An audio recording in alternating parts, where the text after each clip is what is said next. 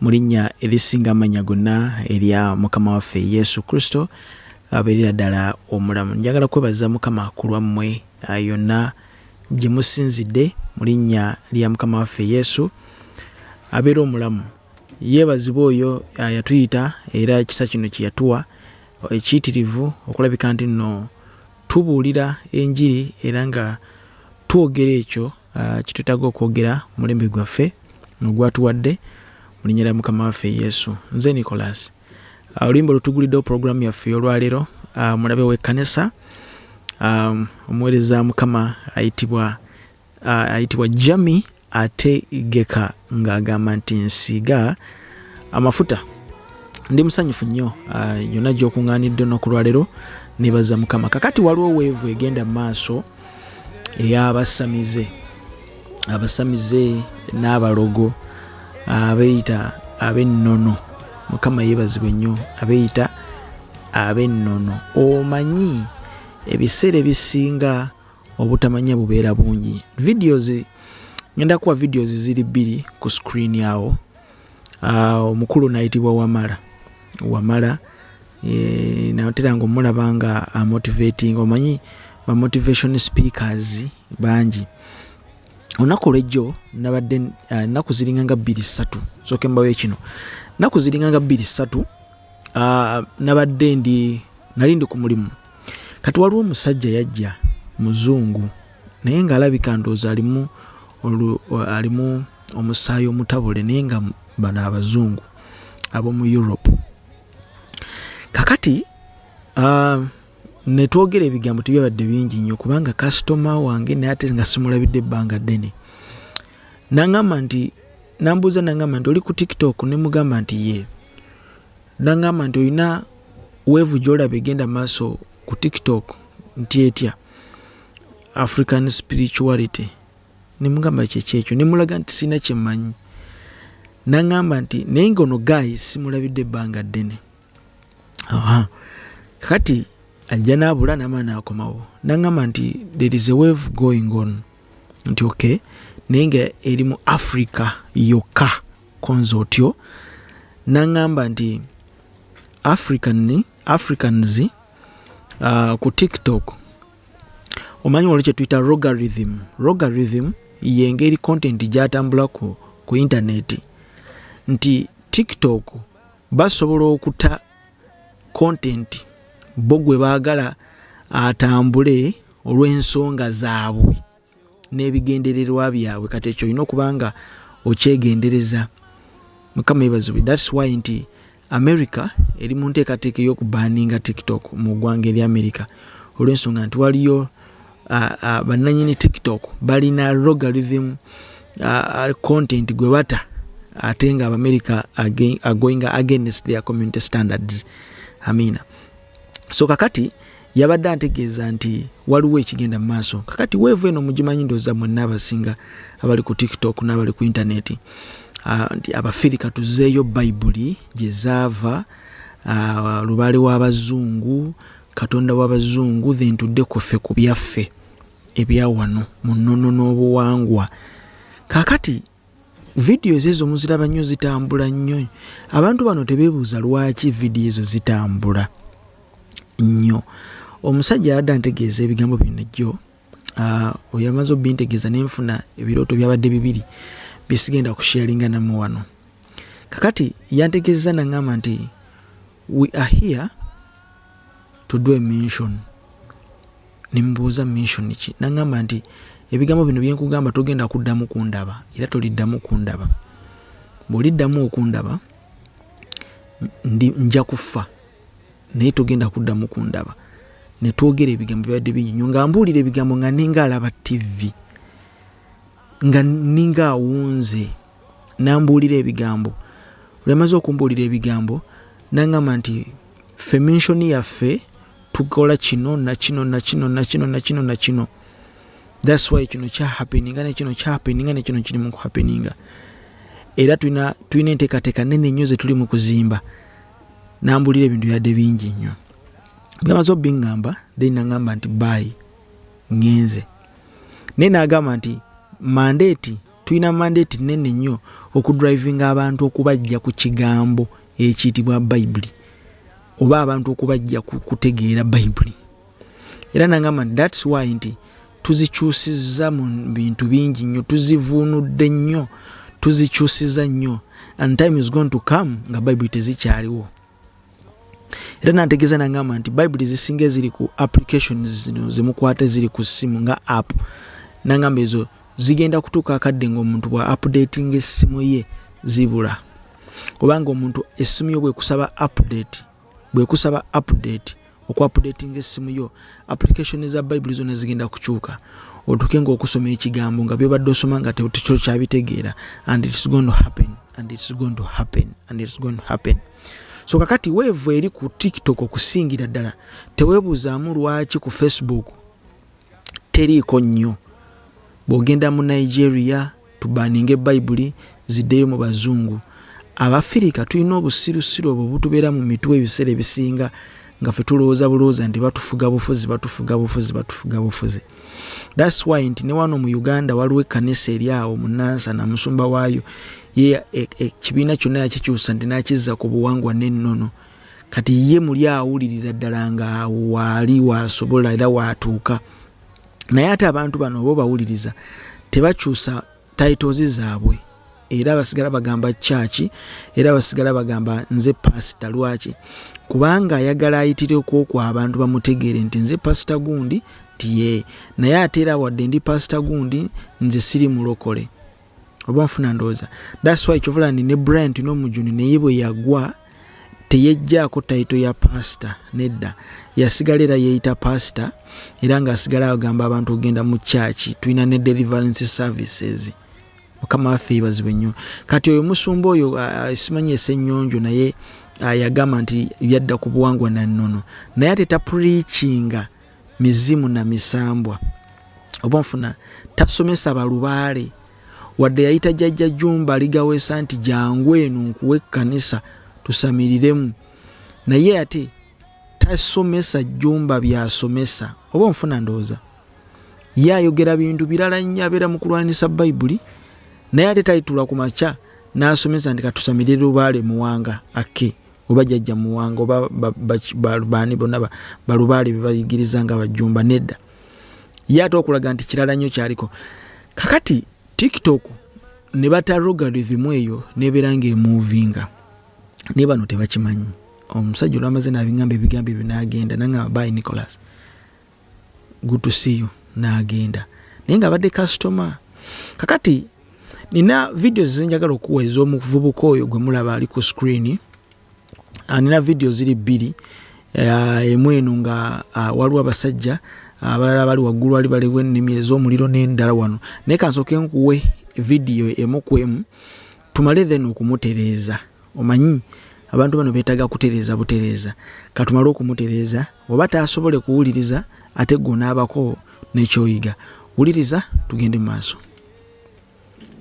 Nga bwe nabagamba, Bayibuli erimu ennyiriri nnyingi ezoogera ku lubaale, naye baawandiika bavuunise omulimu gwaffe gwa kuvuunula. Nga bwe mulaba nti tuvuunula ebirooto, obubaka bujja bwesulise atategeera byakuvuunula n'abutwala bw'atyo. Katono nkusabye ompulirize bulungi nnyo mukwano gwange. Atandise agamba nti Bayibuli erina ennyiriri nnyingi nnyo ezoogera ku lubaale, naye ffe abasoma ffe tusoma nga tuzivuunise. Kakati nga sinabagenda wala, Bayibuli eyogera ku lubaale naye tekkiriza kusamira lubaale. Ngenda kuwa ekyawandiikibwa. Bayibuli eyogera ku lubaale naye ate Bayibuli tekkiriza kusamira lubaale. Ntegerekese, tugende mpola. Abavuunula ne bakuvuunulira ne bwesimba n'obutegeera. Tugende mu Bayibuli olunyiriri olunnyonnyola okusamira. Mu Bayibuli mweruli mu ndagaano empya kuba mugamba gye tutambulirako. Tunula ekifaananyi kyentadde ku screen. Ekifaananyi kino bagamba Yesu bwe yafa yagenda mu ggulu. Abayigirizwa be gye baali basaasaanye, Mwoyo Mutukuvu yabakuŋŋaanya ne bajja mu nnyumba emu n'abalinnya ku mutwe mu nnimi ez'omuliro. Bwe baava awo bwe baddamu okusaasaana buli omu gye yagenda yatandika obuweereza era yazimbanga ennyumba eya Yesu. Mujjukire Yesu teyalina baaluganda. Abayigirizwa be wadde yalina abagoberezi bangi naye abayigirizwa be baali ab'ekika kye. Kaakati mbalamusizaako nnyo. Omukulu ono byayogera tabitegeera. Abasamize bwe muba nga mwagala kusamira kusimanyi kudda ku nnono n'obuwangwa, ekisooka omusamize yayonoonekera wantu wamu nti ye bw'ayogera ku buwangwa n'ennono ekijja mu magezi ge n'okutegeera kusamira teri kirala. Obuwangwa n'ennono tekitegeeza kusamira. Mukama yeebazibwe nnyo. Ekyokubiri, bw'ayogera ku kifaananyi ekiri wali waggulu ky'olaba akulaga abaali bafukamidde nga kuliko ennimi ez'omuliro ku mutwe gwabwe. Kakati Bayibuli tesomesa nti ennimi ez'omuliro. Okusookera ddala mu byonna kankuzeeyo emabega. Bayibuli akugambye nti Bayibuli eyogera ku kusamira. Tulabe Bayibuli kiki kyeyogera ku kusamira. Ekitabo ekitibwa kubanga ennyiriri nnyingi nnyo, naye ekitabo ekitibwa eky'Abaleevi 19 n'olunyiriri lwa 31. Baleevi 19:31 atugambye atya?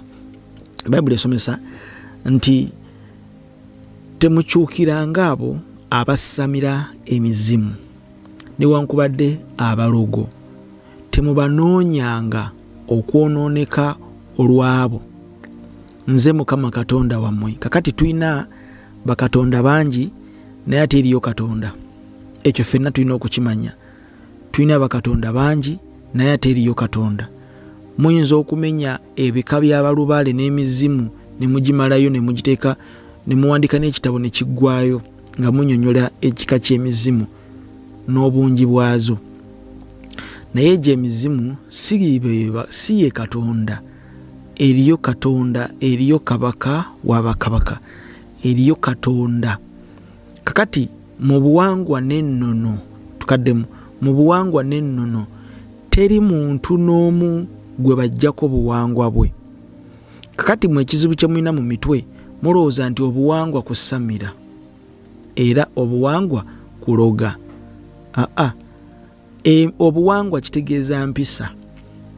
Empisa eneeyisa y'abantu mu society, set up of a family and set up of a society. Society yeeyisa etya? Nti ffe mu buwangwa bwe waffe tufukamirira abasajja. Ffe mu buwangwa bwe waffe tetufukamirira basajja, okwo si kusamira. Ffe mu buwangwa bwe waffe tetuwogerera ku lujjuliro nga tulya. Ffe kiryokke omwana wa ddembe n'okusamba omupiira nga bw'alya. Ffe mu buwangwa bwe waffe kiryokke.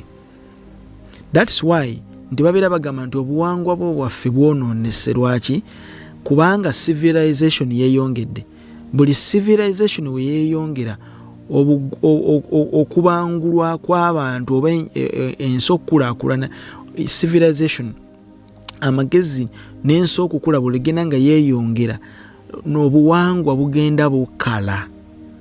Kakati tuli mu society olwaleero nga civilization ekuze, abaatuulanga wansi ku lujjuliro tetukyasobola kutuula wansi ku lujjuliro, tuzimba zi dining room na kutuula waggulu ku mmeeza. Olwaleero ekizibu okusanga dining nga abantu batuula wansi, ebyo byakoma. Feddanga mu kutuula okulya emmere teri n'omu ayogera, naye nazzi kuno mulya bwe mulaba TV, mulya bwe mucwankula, mulya bwe musimba enkono, tebyabangawo, muliisa n'amajiiko. Kakati kizibu nnyo okuzzaayo abantu mu old age eyo, wabula ensi egenda ekula. Kati obuwangwa n'ennono temukyasobola kubuzimba ku bintu birala wabula okuggyako okusamira n'okuloga. Mubatunuulire, kusamira kwokka kwe balowooza kwe kuli mitwe gyabwe. Kakati ate Katonda bwe yali yatonda omuntu yamutonda alina kye bayita okusalawo. Omuntu alina kye bayita free will. Katonda yatonda omuntu ng'omuntu alina free will. Agamba ntaddewo, Bayibuli esomesa nti ntaddewo omukisa n'ekikolimo, ntaddewo obulamu n'okufa, naye yasigala gamba nenze nkuteereddewo okulondako obulamu. So omuntu alina decision mu mutima gwe. Omuntu kizibu omuggyako obuwangwa bwe nti nze ndi Muganda, ndi Musoga, ndi Mulugwala. Teri muntu n'omu asobola kubeera na bomba mu mutwe agamba nti nze siri Mulugwala kubanga nagenda mu Amerika. Ne bwagenda mu Amerika asigala Mulugwala. Naye alina free will munda mu ye nti ndi Mulugwala eyagenda mu Amerika, ndi Muganda eyagenda mu Amerika, naye nasalawo nfumbirwe omu Germany, nasalawo nfumbirwe omu Italy, nasalawo mpase omu America. It's a free will. Culture yaffe erina free will nti omuntu wa ddembe okuwasa ono gw'ayagala. Era teri muntu n'omu agamba nti ffe tuli babuwangwa na nnono, era nze omwana wange yagenda mu Germany eyo naye nandetera omusajja nga mu Germany wano ne mbagoba ne bagenda, saagala kwonoona buwangwa bwaffe. Kubanga kati ensi eri civilized, intermarriages tolina bw'osobola zigaana kubanga intermarriages zaava dda. Olwalira beeyita Abaganda ennyo, bw'ogenda mu musaayi gwabwe waliyo emisayi gyetabulatabula. So that's a free will. Tutegerekese. Kakati omuntu alina free will okusinza Katonda gw'ayagala, kabyabeera nga amutegedde nga yoyo Katonda omu ow'amazima. Omuntu alina free will. Eyo kyo Katonda yakitegeeza n'akirekera omuntu. Kakati ekyo njagadde mpitireyo obuyitizi. Kakati Bayibuli eyawulira ddala ku kye bayita okusamira, era ekyayira ddala. Omukulu atugambye nti Bayibuli erina ennyiriri nnyingi ezogera ku kusamira, naye nti ffe tuzisoma kifuula nnenge. Ennyiriri nnyingi ezogera ku kusamira mu Bayibuli naye tezikkiriza kusamira. Bayibuli esomesa temukyukiranga abo abasamira emizimu newankubadde abalogo. Tukaddemu temukyukiranga abo abasamira emizimu newankubadde abalogo. Temubanoonyanga okwonooneka olwabo, nze Mukama Katonda mmwe. Kakati waliwo wano omukyala yali ayitibwa mukyala wa Ligaweesa, yavaayo nga yeewera okuloga bajjo. Kati bw'owulira ebigambo ebiva mu kamwa ke nti nja kuloga, taba na njawulo wakati we na Musamize kubanga be bamu, batambulira mu society y'emu. So bano abakulu bo kye bazimba culture n'ennono, obuwangwa n'ennono, customs, bo bakitwala kuloga na kusamira. Ekyo tukitegedde.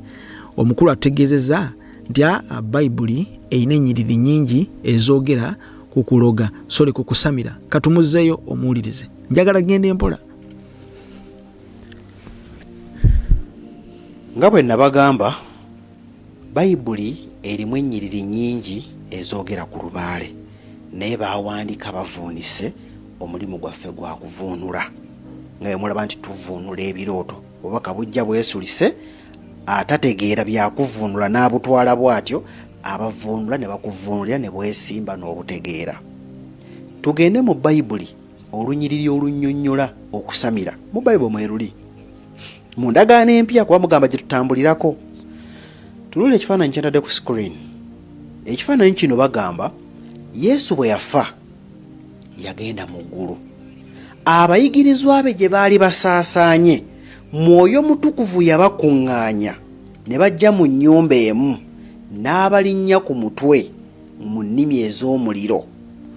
Bwe baavaawo, bwe baddamu okusaasaana, buli omu gye yagenda yatandika omuweereza. N'abakuŋŋaanya bonna gye baali n'abakkako mu nnimi ez'omuliro. Ekyo kikyamu. That's why mbagamba bano ba motivational speakers ate nga basamize balogo beefulidde ddala abategeera Bayibuli naye nga tebagitegeera. Nkiddamu, beefudde abategeera Bayibuli naye nga tebagitegeera.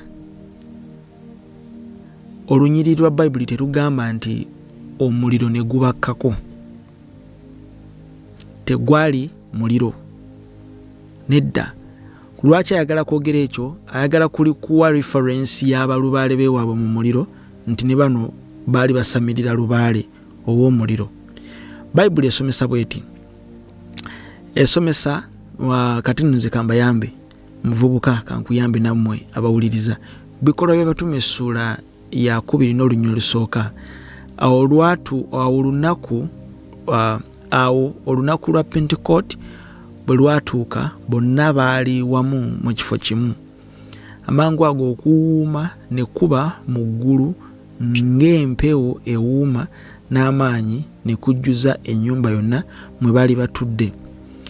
Olwokusatu, ne kulabika ku bo ennimi ng'ez'omuliro nga zeeyawuddemu buli lulimi ne lutuula ku muntu. Wenjagala awo. Ne kulabika ku bo ennimi ng'ez'omuliro nga zeeyawuddemu. Akagambo kegendereze ng'ez'omuliro. Oluzungu lugamba, and there appeared unto them cloven tongues like as of fire, and it sat upon each of them. As tongues like as of fire. Tekitegeeza nti guno muliro, naye ennimi nga, kitegeeza ekintu ekyabakako kyefaananyiza nga omuliro naye nga tegwali muliro. Singa nvayo ne nkugamba nti you look like your mother, tekitegeeza nti obeera ofuuse maama wo. Bannange, omwana ono afaananyemu nga sengaawo ew'ebujjuuko, tekitegeeza nti kati olwo obufaananye nti olwo oba ofuuse sengaawo ow'obujjuuko. Mwe mugamba nti okufaanana si Luganda. Kati ennimi zino zeefaananya ng'omuliro naye tegwali mu muliro. Tukaddemu ffenna. Zeefaananya omuliro naye nga tegwali mu muliro. Era waliwo abayimba ennyimba eyo naye nga bazimba mu bukyamu. Nnimi z'omuliro zakkanga bwe yasuubiza. Tezaali nnimi za muliro naye zaalinga ennimi ez'omuliro. Tukkiriza nga Katonda muliro era ekigambo kye muliro, naye waliwo ensonga lwaki zino zaali zeefaananyanga ennimi ez'omuliro naye nga tegwali muliro. Kati owooluganda ono alimbye mbu omuliro ne gukka ku mitwe gyabwe, tegwali muliro wabula zaalinga ennimi ez'omuliro. Oli bw'agamba nti olinga ategedde, kitegeeza ategeeza ki? Ategeeza nti totegedde. Okkiriza nga ategedde naye nga ate totegedde. Tuli ffenna. Olinga nga akkuse naye nga kitegeeza tokkuse. Tugende maaso. Era yazimbanga ennyumba eya Yesu. Mujjukira Yesu teyalina baaluganda. Abayigirizwa be wadde yalina abagoberezi bangi, naye abayigirizwa be baali ab'ekika ki? Kyova olaba nti Mwoyo Mutukuvu ye gwe yali amanyi mu bantu bonna abaali bamugoberera yalonda ba kika ki? Kakati tugende mpola era nawe wano njagala tumutegeezeeko nti Yesu teyalina ba kika ki. Naye Omwoyo Mutukuvu yagwa ku ba kika ki? Nze mpulidde obubi wangi. Omwoyo Mutukuvu yagwa ku ba kika ki? Nkuddizeeyo kemabega. Uganda abayigirizwa be wadde yalina abagoberezi bangi, naye abayigirizwa be baali ab'ekika ki? Yalonda ba kika ki? Kyova olaba nti Mwoyo Mutukuvu ye gwe yali amanyi mu bantu bonna abaali bamugoberera yalonda ba kika ki? Eyo information ngwagwa, eyo information y'abantu abatalina knowledge amala kwogera ku bye bategeera. Abayigirizwa ba Mukama waffe Yesu bonna baali tebava mu kika kya Kristo kye yali avaamu. Mukama waffe yeebazibwe nnyo. Kristo yali ava mu kika kya bakabaka. Bayibuli etusomesa mu Kubikkulirwa 5 n'olunyiriri lwa 5. Kubikkulirwa 5 n'olunyiriri lwa 5. Tugende mpola. Bayibuli esomesa nti omu ku bakadde n'aŋŋamba nti tokaaba, laba empologoma ow'omu kika kya Yuda, ekikolo kya Dawudi, yawangula okwanjuluza ekitabo n'obubonero bwakyo 7. And one of the elders saith unto me, Weep not, behold, the Lion of the tribe of Judah, the root of David. Kakati, Lion of the tribe of Judah, bw'oba ogenze mu kitabo ekitibwa ekyokubiri eky'olubereberye 49 n'olunyiriri lwa 8 akkirira wansi, ayogera ku omu ku batabani ba Isirayiri, omu ku batabani ba Yakobo eyali ayitibwanga Yuda. Yuda yali mutabani wa Yakobo era y'omu ku bakola ebika 12 ebya Isirayiri. Kati bakabaka bonna baava mu Yuda. Tukaddemu bakabaka bava mu Yuda. Mukama waffe yebazibwe nnyo. That's why nti era olulyo lwalonda Kristo okubeera nga yagenda okubeera kabaka w'abakabaka. Y'ensonga lwaki Bayibuli ementioninga ku Dawudi ng'egamba nti ekikolo kya Dawudi. Lwaki? Kubanga Dawudi naye ava mu lulyo lwe lumu lw'abakabaka. Kakati yeyeka Kristo era asobola okukola atonement era n'okukola ogwa high priest, kubanga ba high priest be bakolanga omulimu ogwo gw'aba high priest ogw'abakabona ate era nga kabaka w'abakabaka. So Kristo yali ayimirira mu biti bibiri, kabaka w'abakabaka ate era nga high priest. Lwaki? Kubanga yava mu kikolo kya Dawudi ng'abakabaka ate era eri mu Yuda ate era n'ayigabanako ne ku Baleevi nga as a high priest. So abayigirizwa be bonna wonna abagoberera baali tebava mu Baleevi, baali tebava mu Bayuda. Nedda, kubanga mu Bayuda mwavangamu bakabaka. Y'ensonga lwaki Kristo yavaayo nga kabaka w'abakabaka. Mukama yebazibwe. Katono ye kyali mu kwagala okuvuga nti lubaale alonda era asiima baakika. Wuliriza. Omukongozi omukulu ow'ekika akuuma ekiggwa ky'ekika yabeerako amaanyi g'obwakatonda bw'ekika ekyo era yakuuma. Era omukongozi oyo nga waali mulamu ekika kitera okuba n'emirembe. Omukongozi bw'afa, lubaale atandika okukuŋŋaanya abaana buli omu ng'amulumira gy'ali. Abaana abo n'abazzukulu bakuŋŋaana mu nnyumba emu, lubaale n'atuula n'ayogera. Ekitundu kye tuyita ekyokusamira. Lubaale okutuula okwogera z'ennimi ze mulengera ku mitwe gy'abana ez'omuliro nti ennimi kitundu kya ddoboozi, kubanga omuliro kitundu kya jjajja kiwanuka. Jjajja kiwanuka lye ddoboozi. Kitegeeza we owulira obubuze bwalimu, ali mu kubula, alwana nnyo okukwasaganya Bayibuli n'Obusamize. Yeti nga Bayibuli eyogera mu Baleevi 19 n'olunyiriri lwa 31, Katonda tayagalira ddala kusamira mizimu. Okusamira n'obulogo Bayibuli esomesa tubyewalire ddala. Katosobola kubikwasaganya byombi wamu ne bifaanagana. Tosobola kukwata Kristo nti kubanga ennimi ez'omuliro zakka kuba n'abooluganda bali mu kisenge ky'ewaggulu, ye n'akugamba nti guugwo omuliro gwakka, zizo ennimi ez'omuliro zakka. N'ekyo baali wamu ne basamira, n'olwekyo omuliro ne gukka kubanga omuliro ogwo ye kiwanuka. Mukama yebazibwe nnyo. Eyo enzivuunula si ya bwakatonda era si ya Bayibuli. Nedda. Lwaki? Kubanga bano bonna abali bakuŋŋaanye baali tebava mu kika kimu. Ekyo njagala okitegeere. Bwe tubanoonyerezaako bonna baali si ba kika kimu. Ekika Kristo kye yali avaamu kika kya mu mpologoma y'ekika kya Yuda, ow'omu kika ky'empologoma ya Yuda ku bikulula 5:5.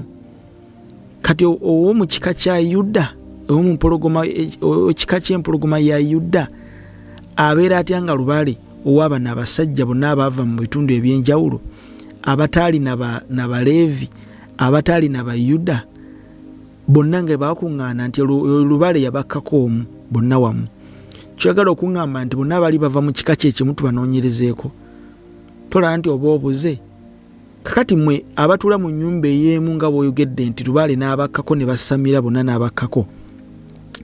ebyo baganda nga batudde batoolo nga batudde lubaale w'abatoolo nakka lubaale w'abalugwala nakka ne lubaale w'abatoolo tasobola kutuula ate wansi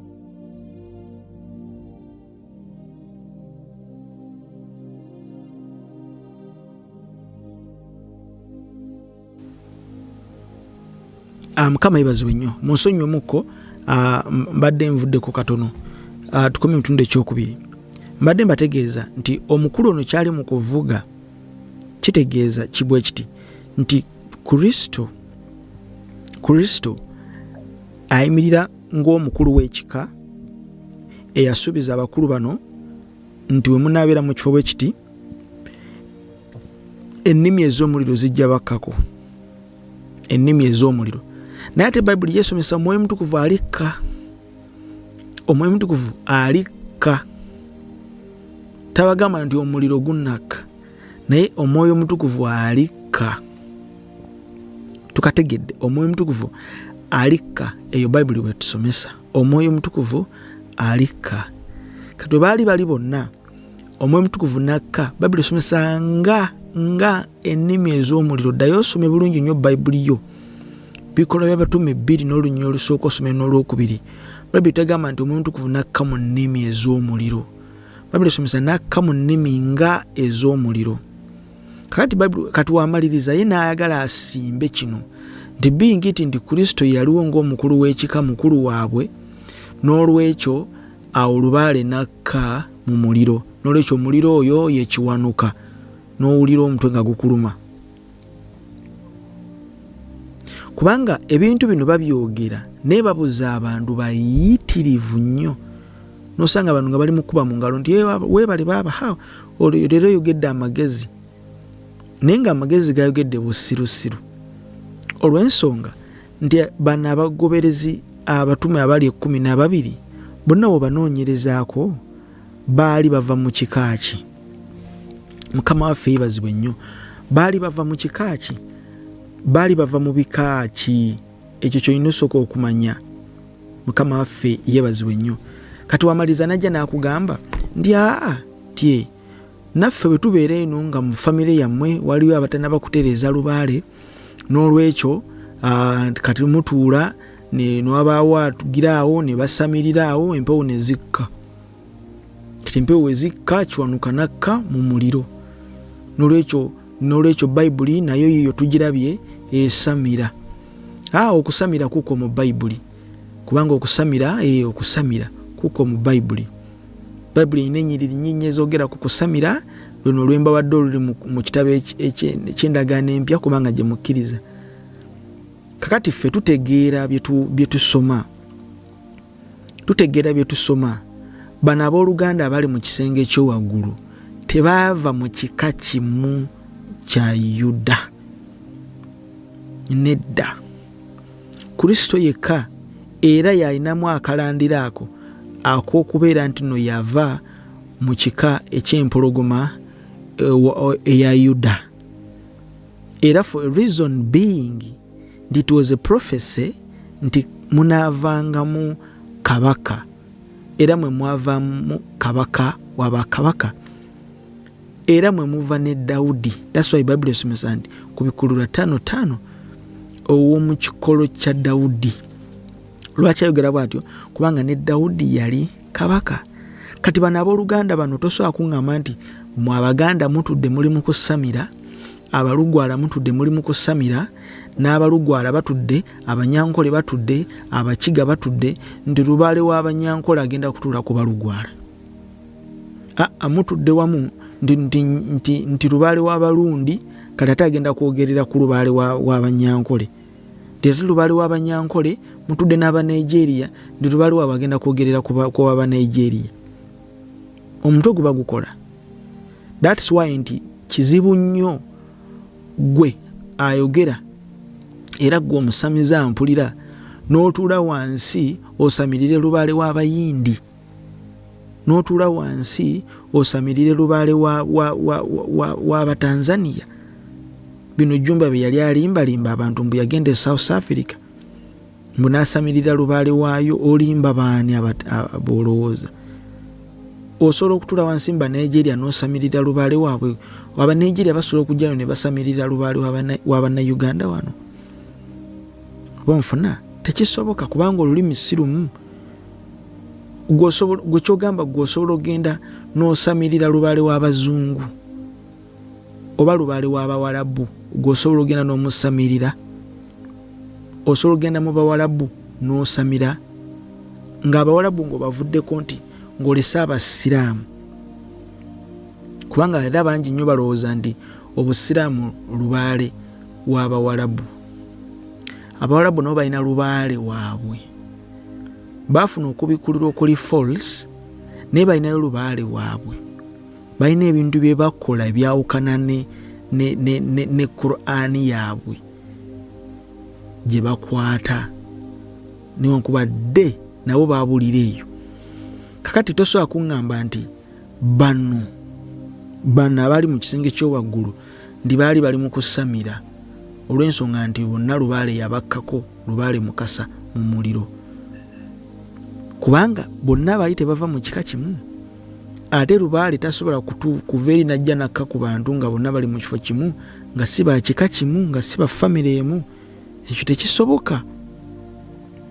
That's why nti Jumba aligaweesa bakabona bonna balina mu kibinja kye ky'Obussamizze temuliimu high council gye yalonda, temuliimu balugwala. Bonna abali mu tondiizimu faith, tondiizimu kwaya, abayimba ennyimba ez'amaloboozi, tosobola kusangamu Banyankole.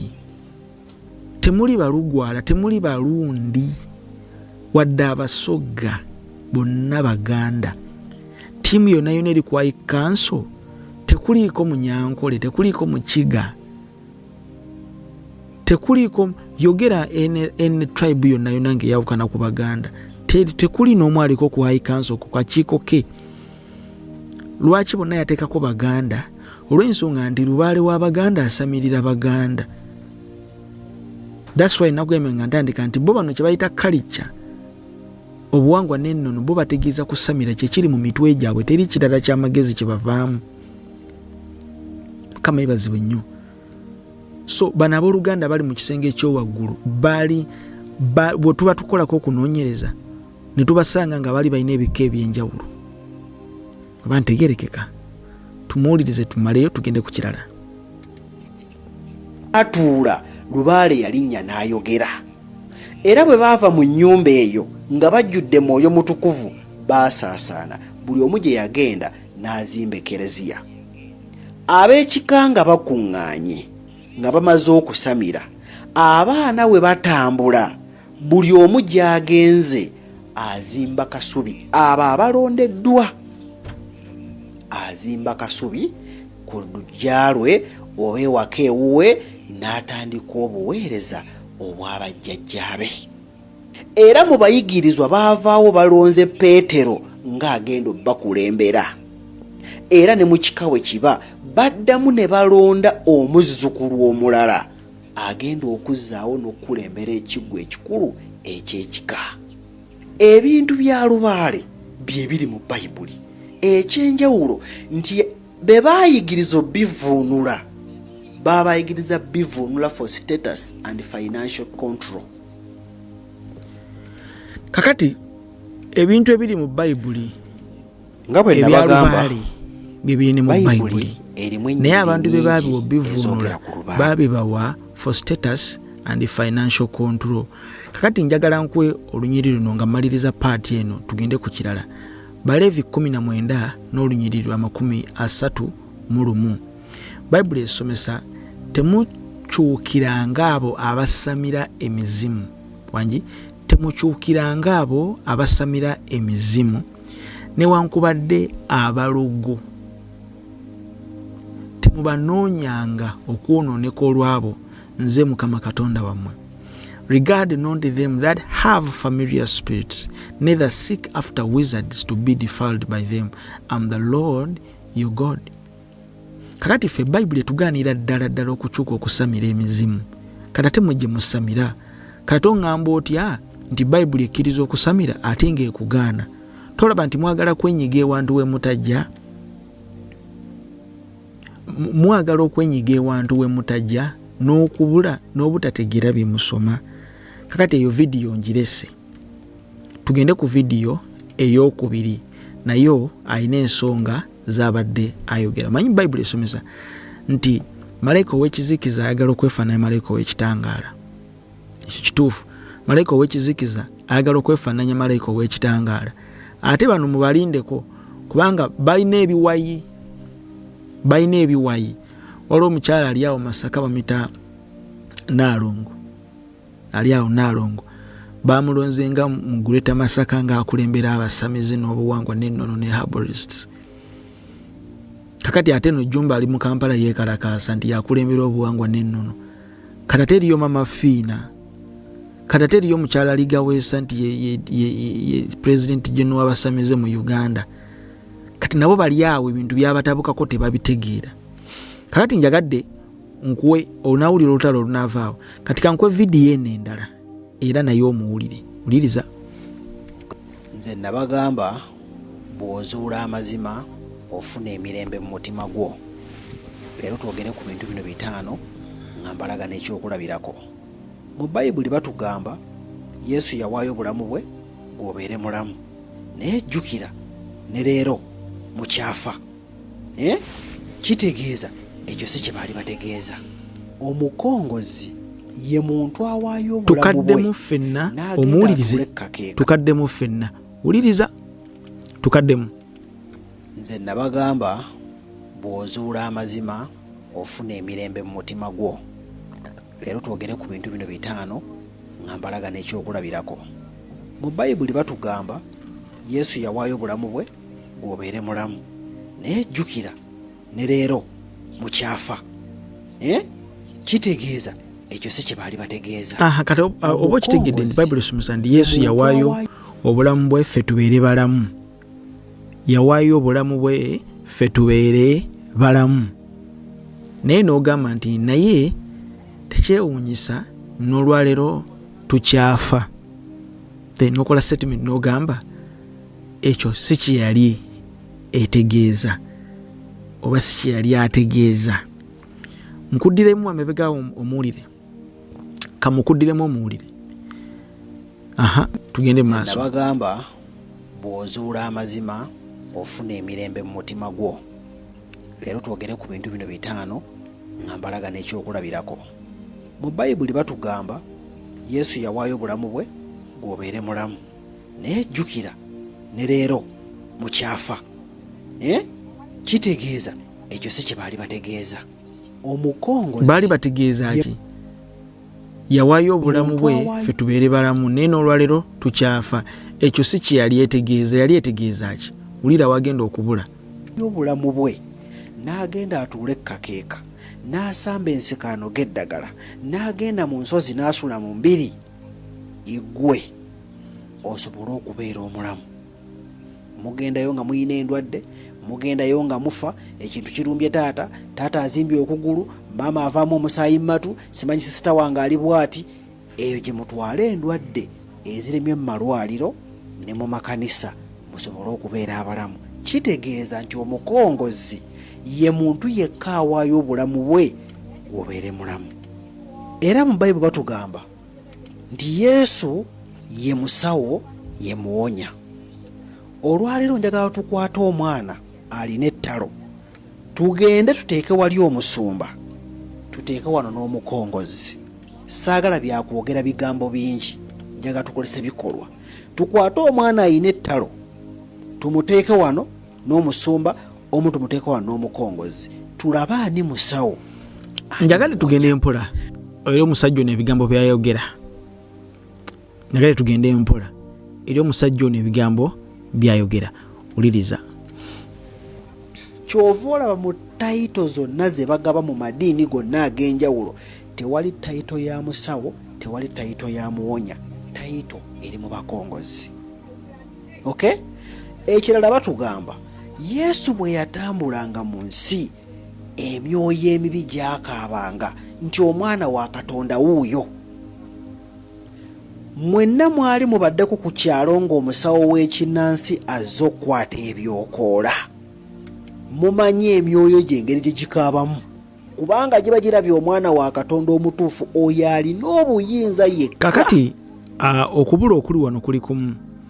Yalowooza nti Bayibuli bwe yali eyogera ku bulamu, Kristo ng'atufiiridde tufuna obulamu, kati yo obulamu bwakuwako referensi bwe buno obwa jjajja kikuba nsiko. Nakugambye nti bano bo balowooza mu kusamira busamizi, teri kirala ky'amagezi kye balowooza. Bwe balaba Bayibuli buli lunyiriri lwe basoma babeera balowooza mu kusamira, teri kirala. Kakati Bayibuli besomesa nti Kristo yatufiirira ffe tubeere n'obulamu, teyogera ku bulamu buno obwa muwogo ne lumonde nti gundi afudde ettalo nti kati bwe obulamu. Nedda, erina obulamu bulala bweyogerako. That's why ndi references ezakuwa zonna ayogera mu mubiri. Kristo teyafiiririra bulamu bwaffe ffe tubeere balamu mu mubiri, nedda, naye tubeere balamu mu mwoyo, olw'ensonga nti waliwo obulamu obw'omu mwoyo n'obulamu obw'omu mubiri. Byanjawulo nnyo, bikola enjawulo nnene nnyo. Mukama waffe yeebazibwe nnyo gwampuliriza. Haleluya. Okubeera omulamu mu mwoyo kwe kubeera ng'olina enkolagana ne Katonda, ng'olina bridge eyo ng'ekyali kibawudde ng'ekibi tekikyaliwo. Okufa mu mwoyo kwe kubeera nga tokyalina nkolagana na Katonda, ng'olina ekibawula ne Katonda nga kyekibi. Bayibuli esomesa mu kitabo eky'Abaruumi 8, Baruumi 8:9-10, era nawuli abalekaana lwaki ebigambo bino babiwandiikira Baruumi, kati ate bye bawandiikira b'e Uganda biri luddawa? Bibuuzo ng'ebifaanaganako ebintu ebyennankani.